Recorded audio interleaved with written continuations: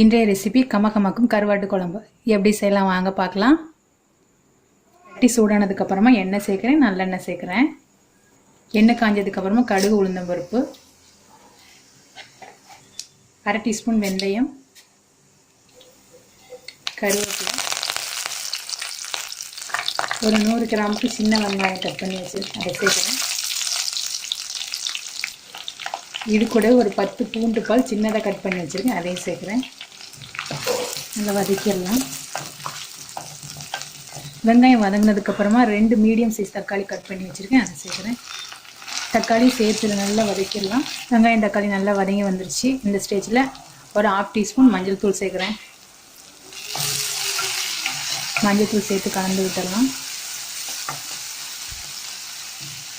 கருவாடு சேர்க்க போகிறேன். நான் துண்டு கருவாடு எடுத்திருக்கேன், முரல் கருவாடு எடுத்திருக்கேன். நீங்கள் உங்களுக்கு எந்த கருவாடு கிடைச்சாலும் இதில் சேர்த்துக்கலாம். எண்ணெயிலே கருவாடை வதக்குனா தான் நல்லா வதங்கும்.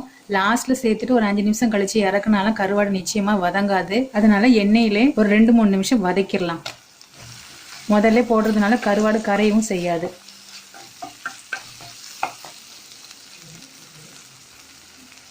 இப்போ கருவாடு போட்டு 3 நிமிஷம் ஆனதுக்கப்புறமா நான் ஒரு 4 சின்ன கத்திரிக்காய் கட் பண்ணி வச்சுருக்கேன். கருவாட்டு குழம்புல கத்திரிக்காய் போட்டால் நல்லா டேஸ்ட்டாக இருக்கும்.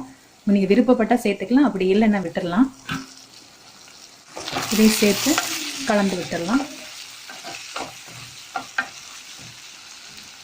விட்டதுக்கப்புறமா நான் 2 ஸ்பூன் கொத்தமல்லி பவுடர் சேர்க்குறேன், 1 ஸ்பூன் வத்தல் பவுடர், 1 ஸ்பூன் சீரகத்தூள், ஒரு 1/2 டீஸ்பூன் மிளகுத்தூள். மிளகுத்தூள் மட்டும் டீஸ்பூனில் சேர்த்துருக்கேன், மற்றதெல்லாம் ஸ்பூனில் எடுத்திருக்கேன். இதை சேர்த்து கலந்து விட்டுடலாம்.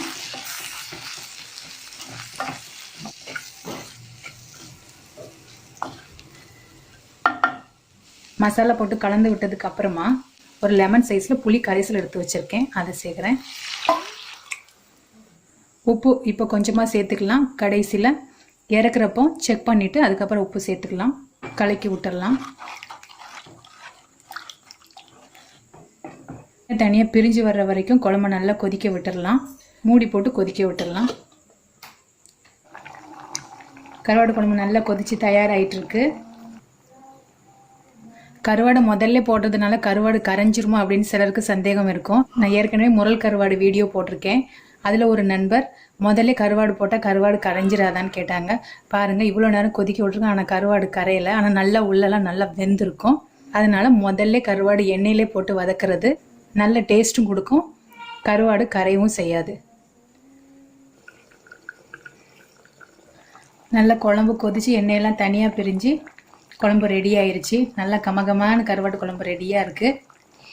இப்போ ஸ்டவ்வை ஆஃப் பண்ணிடலாம். இந்த மெத்தடில் நீங்கள் செஞ்சு பாருங்கள், உங்களுக்கு கண்டிப்பாக பிடிக்கும். இந்த வீடியோ உங்களுக்கு பிடிச்சிருந்துச்சுன்னா இந்த வீடியோவை லைக் பண்ணிவிட்டு நம்முடைய சேனலை மறக்காமல் சப்ஸ்கிரைப் பண்ணுங்கள். கூடவே உள்ள பெல் ஐக்கானே கிளிக் பண்ணுங்கள். தேங்க்யூ.